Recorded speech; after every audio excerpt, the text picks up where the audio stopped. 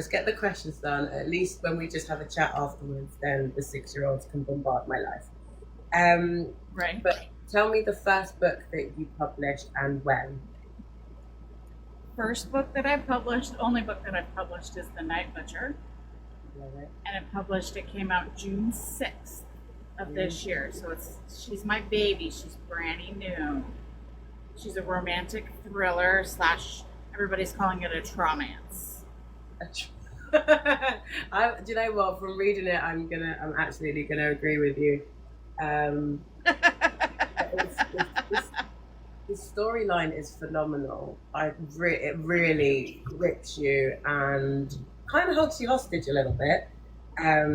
But again, today has been taken over by Little Feet, so I've still got a little bit to feet. Yeah, I'm loving it. So what influenced you to go down the whole like romance thriller vibe? What took you there? I wanted to start it out as kind of like just a romance, and then I was like, you know what? I want to do this serial unaliver. I think that would make the story fun. And so it snowballed itself into a thriller. Okay. And then my own trauma came into it. Hi, DeAndre. And so that's where it got the traumance part of it. So by adding in bits and pieces of me Yeah. into the storyline, it got more real. So it's your fiction based in reality, I guess.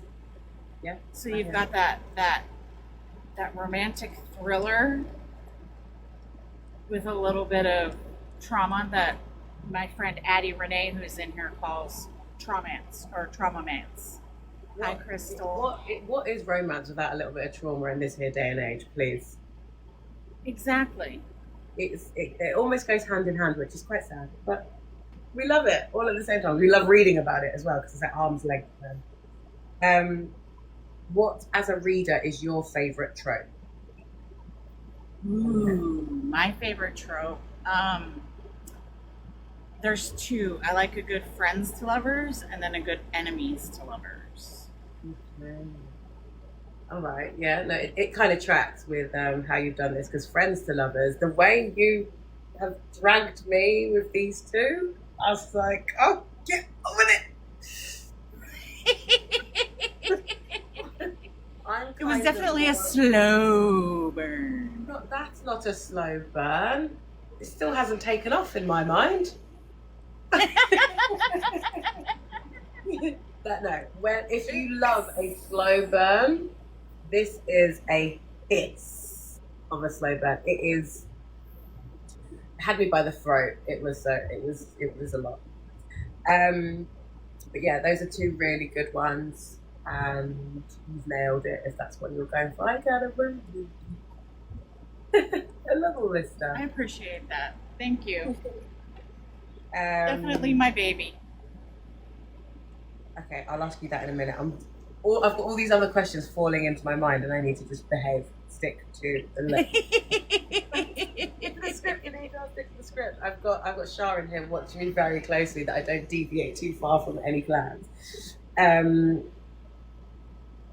What are your favourite writing conditions? What really gets your juices flowing?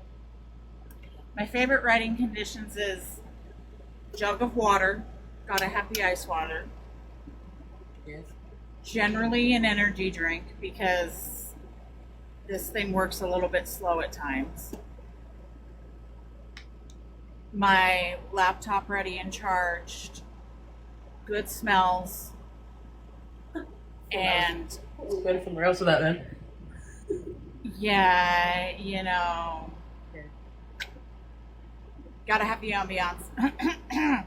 And music. I have to have music. Music sets the mood. And I'm not a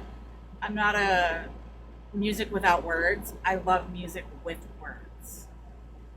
Because I've got to have that whole vibe to get me going. This book has a whole playlist. I don't know if you noticed. It's got that Spotify playlist, and it's not just a few songs. It's a good 3 hour long playlist. Yeah.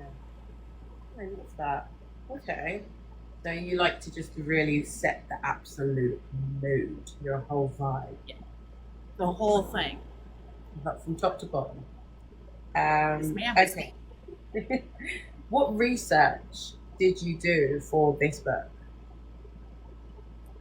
So I have, for myself, for the nursing side of it, I have my own old career. Um, I watched a lot of true crime shows that had to deal with serial unalivers. Yep.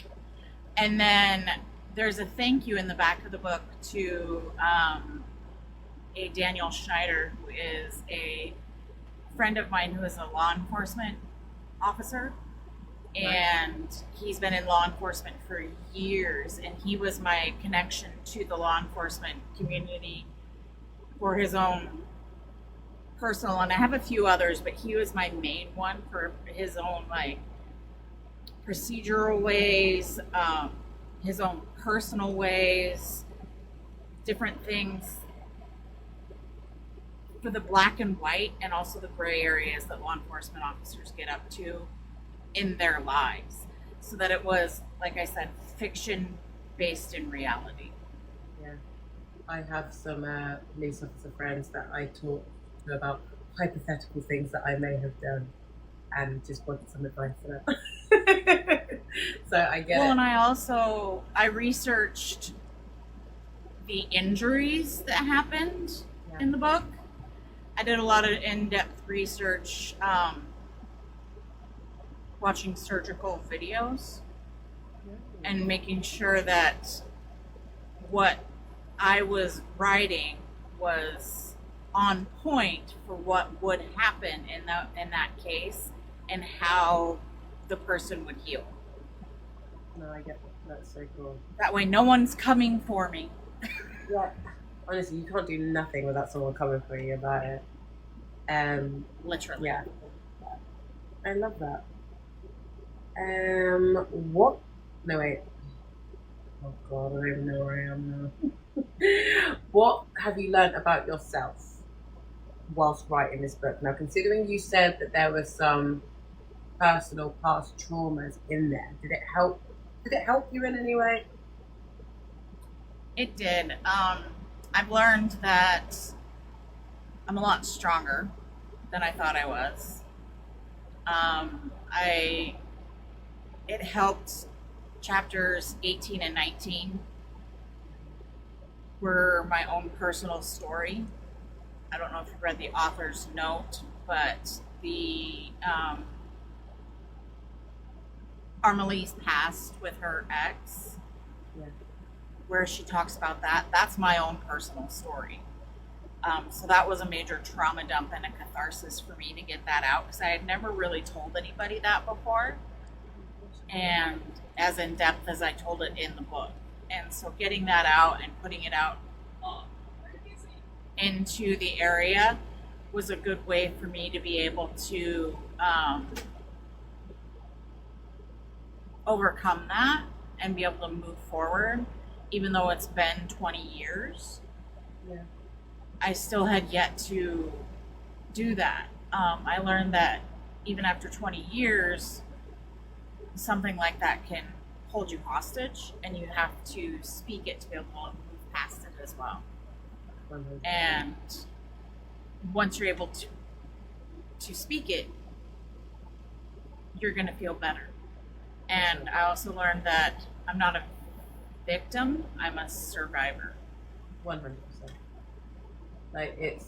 I love that it helps. I think, I don't know whether it's my age or what, but there's been a lot of unaliving, not in that like serial killer way, but so a lot of people around me are dealing with grief, and it's just good to hear that there is, a light at the end of the tunnel, and a way for everybody would be different to kind of deal with grief, because it's Exactly. It's an awful road, but you can't just sit. You have to move past it. Exactly. All right. Okay. what parts of the book, and now this may be a little bit obvious, but what parts of the book did you find most difficult to articulate? Um, to be a little bit obby, as you say, chapters 18 and 19, the Armalee's history, putting myself into that was hard. It wasn't the most difficult though. It was the ending. The way the ending came about, I wasn't planning for it. Okay. I had actually planned for the book to go a totally different way and to actually be more of an HEA. Okay.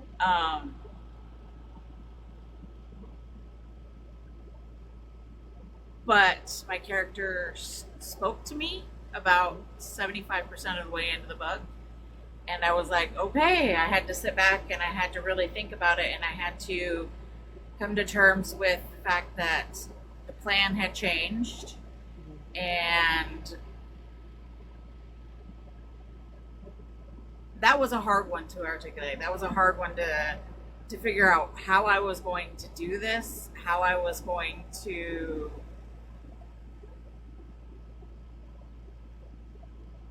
come to my own emotional baggage with it, because I came to love everybody in here like they're my besties. You know what I mean? They're all my friends, they're my babies, and so that was a hard one to do. So that was more difficult than putting my own trauma into the book. So I think when, now obviously this is only from secondhand knowledge because I speak with authors, I'm not one. But the whole hearing and understanding how the authors speak, that the characters speak to the author, that process to get so wrapped up in your characters to where they actually have like a living, breathing moment, that must feel so surreal. And it must also really wind you the hell up when you had a plan. It does, and it's I lived for, and I still do, like I lived for these people for 4 or 5 months while I was writing the book, even because it's three points of view. So I even lived with the bad guy, the serial unaliver. I lived with and lived for them, speaking their voices. Yeah. And you get wrapped up in who they are, and then you dream about them and all those kind of things. It's surreal. And then you hit the end and you get done with all the editing, and you let it go, and now I'm just like, what do I do? Yeah. I have to move on to the next one. now who do I speak to? My head is so quiet. I don't want to let these guys go. They were my first. Yeah. You were saying about dreaming about them. I definitely think I'm going to have some dreams about Mr. MMC. Mr. Cohen's kind of yummy. He's I mean, look at that. Yeah, all day long, on a cracker, like a tree, all of those little phrases. I totally would. And you do. You always remember your first. I mean, they popped my author cherry. Let's not talk about our firsts. But yeah, it's a good one. You got something to be proud of there for sure. Thank you. I'm so freaking proud of this book. You should be. Anyone that crosses the awful finish line to have it published deserves it. Absolutely deserves it. All right. Exactly. Are any of the characters based on real people? So, yes. Some of the looks from Cohen come from my husband. Hello, Karen. I know. Some of the serial unaliver comes from an icky person from my past. Yep, we all have an icky one as well. My main Armalie, the FMC, her ex-husband is based off of mine. Okay. So yeah, I drew a lot from my own real life and through people in here. Okay. That is totally I fair. think a lot of authors do that. I was going to say, I don't think one author has come on here and gone, no, just totally pulled it out my butt. There's always some kind of ties to someone somewhere. Right. It makes it easier, doesn't it? Because you can really, if they emulate someone in your life or in somewhere in your world, you can kind of, their voice becomes a lot more clearer, a lot quicker than if you're completely making it up. Bits and pieces. I take bits and pieces of people and put them into others. And I have a shirt that says, "Be careful what you say and do, because I can always write you in a book and off you." I love that. I love that. That's a good job. I have the ability. I can get my laptop out any time. Be nice to me. Okay. And you're done. Yeah. Bye-bye now. Bye-bye. Bye-bye. Which of your side characters, so maybe some of the smaller characters, do you think could have their own spin-off, or have your friends been saying he needs his own book, she needs her own book, blah, blah, blah? Well, there is one that's actually getting their own book currently. Do tell. Come on, let us know. Let us know. Marcus Nevins. Ooh, Marcus. Okay. And what made His you book choose? is called Haven. Because he's gorgeous. And he's the cousin. And he's a law enforcement officer too. I think I have a thing for yummy guys in uniform. Again, not. She did Um. not. That's jokes. Thank you. That's her. He's getting his own book, but the book isn't going to be mainly him as the hero. It's going to be the female love interest is going to be the heroine of that story. Ooh. Yes. I love that. We love So that. it's a little bit backwards in that one. But yeah, he's the main male character, and his book is going to be named Haven. And it's got a Schmecks club in it. So it's going to be a little bit more schmecksy than this one was. For my birthday, that was one of the events I wanted to go to. I've never been to one, and I really have to go be nosy. I just have to. I will probably stand in the corner and absolutely cack my pants, but I'm so like, I have to know. I have to know. I have to go. For research purposes, I need to go with my little notebook and a pen. For research, see, that's the way to Research think about it. purposes only. I need to go because I'm writing a book. Yes, that's it.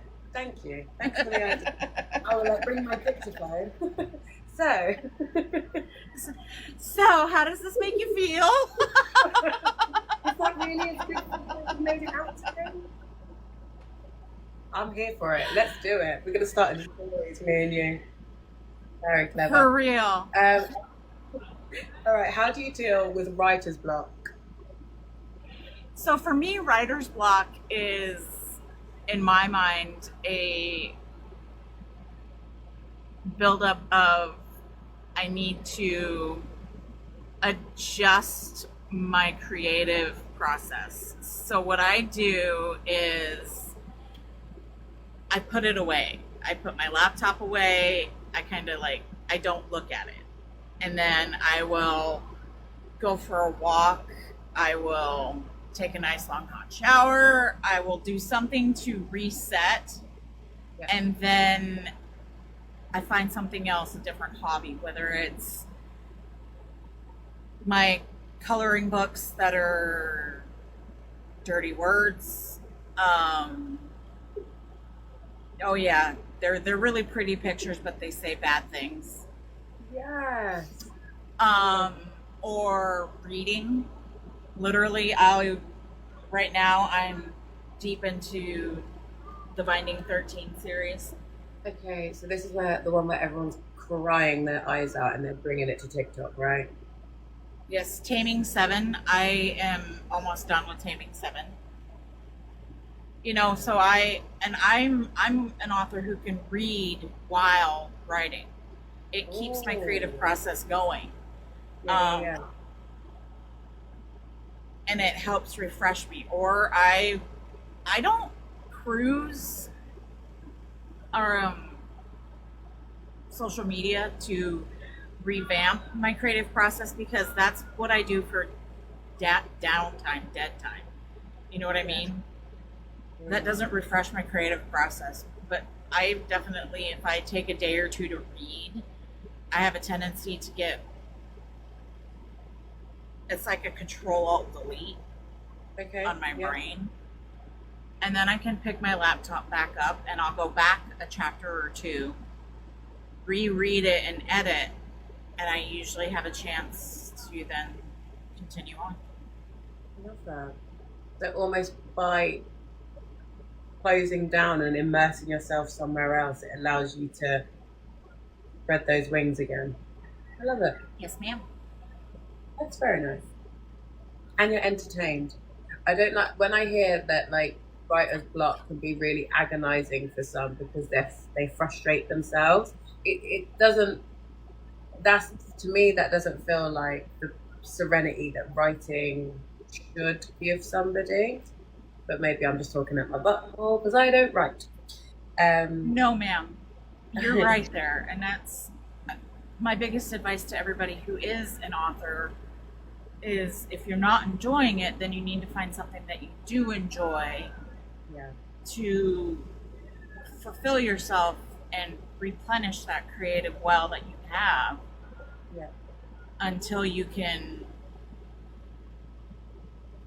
start writing again. That's what you have to do. You've got to Control-Alt-Delete. You've got to reset that spot. And that starts with a nice hot bath or a nice hot shower and go from there. Take a deep breath and go. I like that. Okay. Grounding. Touch some grass, as someone said a while ago. Literally, ma'am. If you could cast the movie of your book, who would you have as your MM and FMC? So my MM, I've always thought, Negan. Who? The Walking Dead. Okay, let me just so I can see who you think. Okay, oh my Lanta. Negan. The one with the baseball bat. Yeah, Negan. Neegan.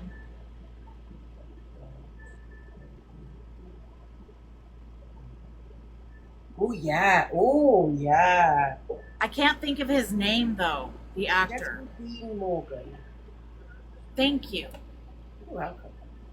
Yeah, he's got such a don't F with me vibe. I don't know whether Moonlight's gonna swoop this guy. Yes. Yeah, no, he's tasty. Yes. Because he's later 30s there, and he's got the dark hair, and he's kind of rough around the edges, a little battle worn and weary, but he's definitely yummy. That's Cohen. And then my girl, my Armelie, she's gonna have to be blonde. She's gonna have to be strong. She's gonna have to be a little bit thicker. So Like, I'm thinking, why am I drawing a blank on her name? who's gone? She's British. Oh, the girl from Bridgerton. Girl from Bridgerton? Yeah, I know exactly what you mean, but Penelope from Bridgerton. Yes. I can never remember her name. I'm gonna make a comment. But she's So gorgeous. she's stunning. She is stunning. Keep big up. Don't big up. I can't spell, that's why. Hence why I'm also not a writer. Nicola Coughlan? Thank you. I just got there, Alice. I knew you would beat me to it. I'm looking at she's right there. I just got there. Damn it. One day, Alice, I'll beat you to the moon. One day. That's a very good combination. I think she would absolutely lose her head playing against him. Well, and if you put the two of them together, she would be just about eyeball with his chesticles. Yep. And do you remember the line in the prologue where it says that I'm just about the right height that his nipples could poke me in the eye? Yeah. Yep. Yeah, no, that did make me I get messages about that still. I love it. Okay, cool. How do you keep on top of everything? Who, what, when, where, and why? I know obviously you said this has a lot to do personally, but timelines in books can get so askew sometimes. How do you keep on top of it all? Like I do when I take my breaks for writer's block, I go back every time I go to start writing again. Every day, I go back and I read at least a chapter, if not two chapters previous. And I kind of go through, I read it, and I edit it. So that I'm always constantly going back and reading where I was before I start going forward in my work. So I'm always reading what I had put down before I go forward. So I know where I'm at every day. And that's how I've learned to stay on top of myself. There have been a few times I've lost the plot. I'm such a child. Sorry, you said stay on top of myself. I'm just a kid. I'm sorry. Ignore me. Continue. I was waiting for that. When it came out, I heard it and I was like, oh, she's going to get me. I'm sorry. I'm back in the room. That's okay. Serious. Behave. Very serious book club. Whatever I am. I'm a very serious me right now.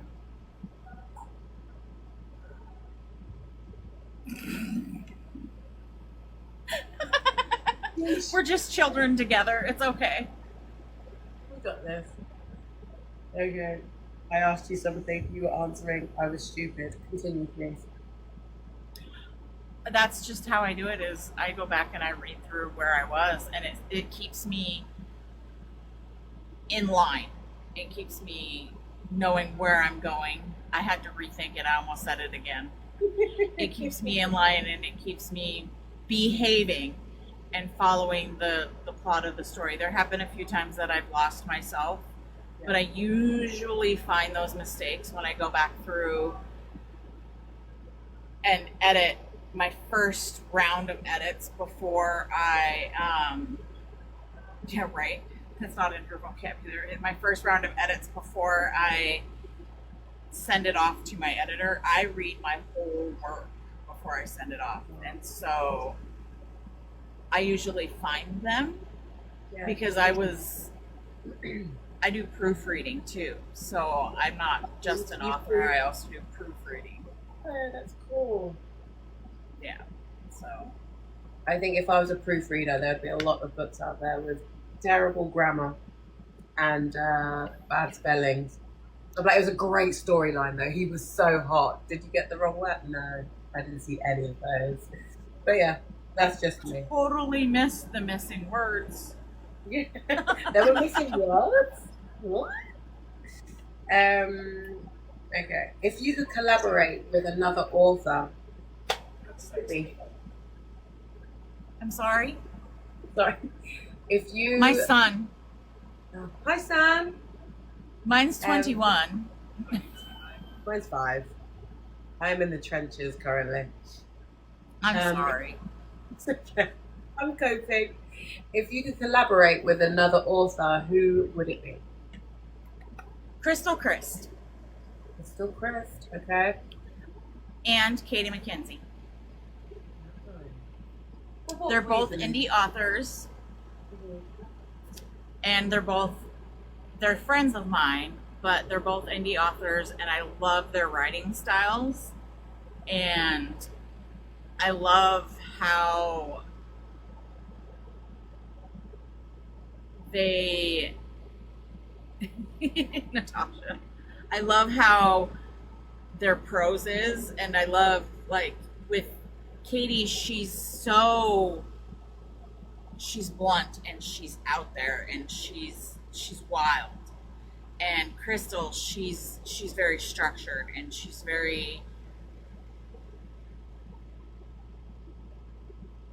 to the point, and you know, one thing after another, and I'm kind of like in the middle of those two. So I think if I worked with either or, it would go very well.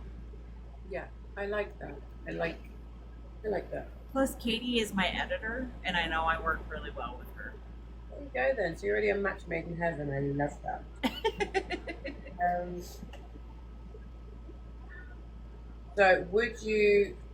Okay, it does say which of your books, but we're only dealing with one, so that's fine. Or maybe books that you have in your mind's eye to do in the future. Which one would you turn into a series or an audiobook? Oh, celebration. That's not a This pretty little baby, thank you, is going to be an audiobook. It's currently in the process of becoming an audiobook. It's coming out in September. September is not far away. I know that much, but it feels when you say No, it it's like not. that, it's really far away.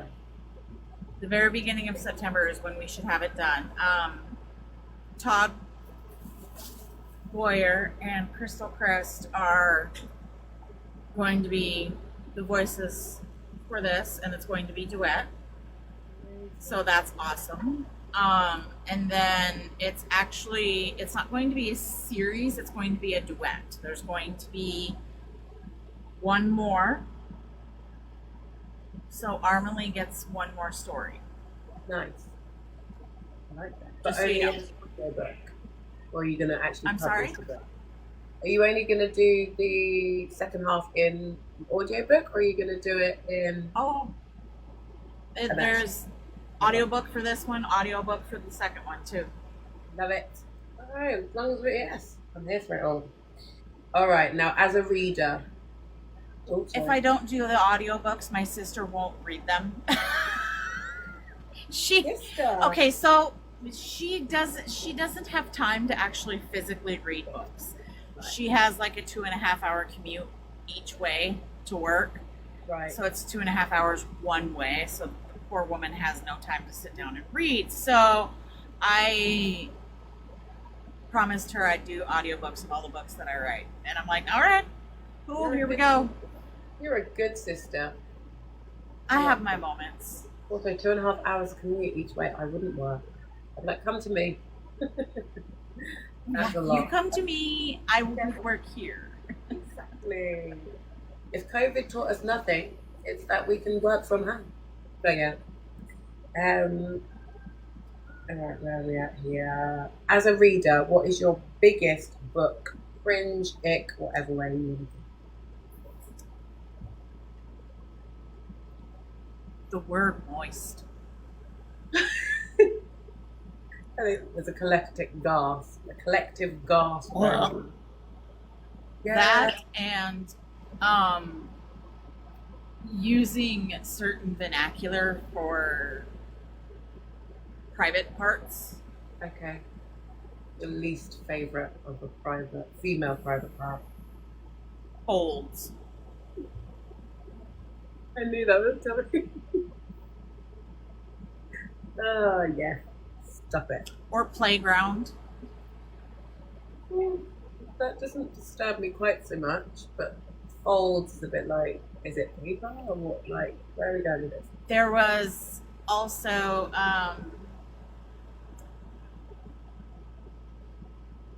sweet, tangy liquid.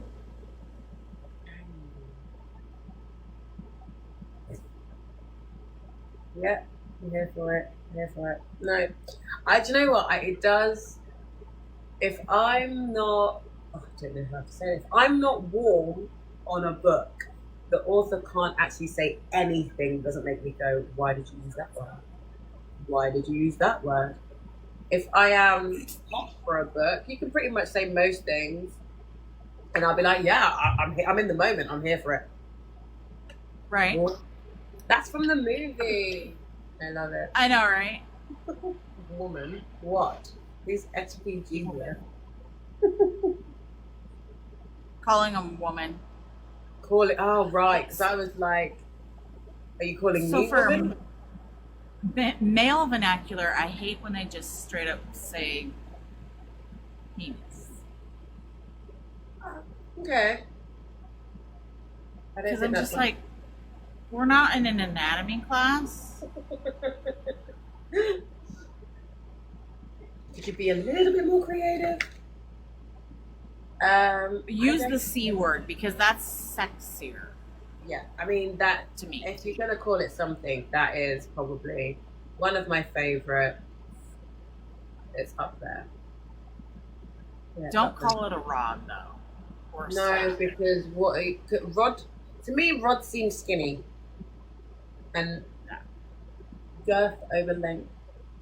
If you're asking me. So let's move on before I dig myself a hole. Anyways, the Holy Grail. we're gonna go down this.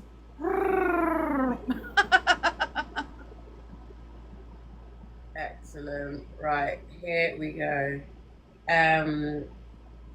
See, I was told off for asking this question, so I'm going to skip past it. Have you ever hated a character you've written? I'm not a big fan of the serial unaliver in this book, and I'm really, really, really, really, really, really, really dislike Jose. Okay. The ex. Yeah. He made me go, ooh, during the interview. The interview process, I was just like, oh my Lanta, what is wrong with this guy? Yeah. You know what I mean? Just like, what are you talking about? Loved one? Oh. But it came out of me. I wrote it. You did this to us. It's all you. Okay, so what is coming next for JJ? What's on the cards other than Amelie's next story? Next is going to be Haven. Yeah. And then I'm going to write Armalee's story. We're doing the audiobook. JJ's got a book signing convention in September 13th in Phoenix. Okay. Arizona. Nice. FYI. I mean, plug away, girl. Tell us where you're at. Me? I'm in Arizona. No, I meant the book signing, like when and where. Feel free to plug. Yeah. Phoenix, Arizona, yes. It's noon. So, in Phoenix, Arizona. And it's actually free. You don't have to pay for tickets. Nice. So, it's a book convention that's free, noon to 4 at the Marriott in Mesa, Phoenix, Arizona. So, it's a book convention that you don't actually have to, like, pay out the hoo-ha to get into. And there's going to be quite a few authors. So, and then in August, I'm going to be going to Montana. Yeah, just your plane ticket to get there. Oh dear, what's a plane ticket between friends? Exactly. And then you said you go Then to I'm Mon. going to spend some time in Montana, just Oh, nice. because that's where I'm from, and I really need to get myself to the mountains. And I'm going to spend a week or two in a cabin by a creek with mountains Nice. Oh, riding. I'm coming. I mean, I'm not gonna ride, but I'll be in the creek looking for a mountain man. Yeah, come with. Oh, It's dear. gorgeous. It's quiet. There's people don't know this the phone number out there. The Wi-Fi is spotty. It's a beautiful log cabin. Mountains everywhere. I don't even know Trees. if I can cope without Wi-Fi. I've not tried it in a while. The Wi-Fi is only spotty because I know how to turn it off. Oh, fair. So that way I don't have to deal with people. Yes. Other than that, it's strong. I can fit 4 more in my car. I can miss it. I like it. We're all planning a trip. Um, it's been an extreme pleasure to talk to you. It's been amazing reading your first baby, and I personally can't wait for more because I don't think I've met an author that doesn't grow with their books, who doesn't progress, who doesn't improve, who doesn't just get better and better with each click of the keys. So, are you excited about the journey? Are you excited about I'm the sorry. journey? Are you excited about this I am. journey? Oh, I am so thrilled about it. I can't wait for Haven to come out. I'm excited to get back into writing it. I've had to take a little bit of a break. I'm having shoulder surgery soon, so it's been hard to physically write. Yeah. But I'm excited to get back into it and get it to come out. Um, I'm loving the fact that I'm actually writing and doing what I've always wanted to do. Um, I always wanted to be an author. I never thought that it would come true. It was one of those kind of like pipe dream type things. So the fact that I have a published, I'm a published freaking author, man. That It you just are, girl. makes me super happy. When I was in high school, my 8th grade teacher submitted 2 poems to the National Poetry Society and got those published. And I thought that was the biggest thing I'd ever do. So Yeah. Wonderful. this is huge to me. Thank you. I appreciate you, Shar. You guys are amazing, and I thank you for having me on with you ladies. I love you both dearly. You're so much fun to watch. The things that you guys do for us indie authors is huge. We appreciate all of your support, all of your love, all of your reading the books and reviewing the books and talking about the books. It does us so much good to have you guys out there just talking about it is huge. I mean, that is the passion. It's I think Shah mentioned online in a post that she was dedicating the month of February to reading only indie authors, and I think I had been not inundated in a bad way, but I had arc read after arc read of indie authors, so I was almost on that same journey with her at the same time, and we didn't even realize it, and we've kind of just stuck to it. And then one day she said, I want to start a book club. And I was like, I have been bugging people who no longer follow me now to start a book club. And they were like, no, I didn't want to go live. No, it's not really. And then she found me, I found her, and now we are here and we are focusing on indies because we like to fight for the underdogs, I guess. And we love you guys for it. It's so much It's a fun. beautiful thing that you're doing. So shameless plug, The Night Butcher, Get it. romantic thriller / traumance is available on the Zone, The zone. KU, or the Schmink in my BIO to my side of Wes. for signed copies. The mouth barely moving is my new favorite thing. Schmink. We love the Yes. TikTok shop. They keep asking me to do things and I just keep ignoring them. But I love you, I really do.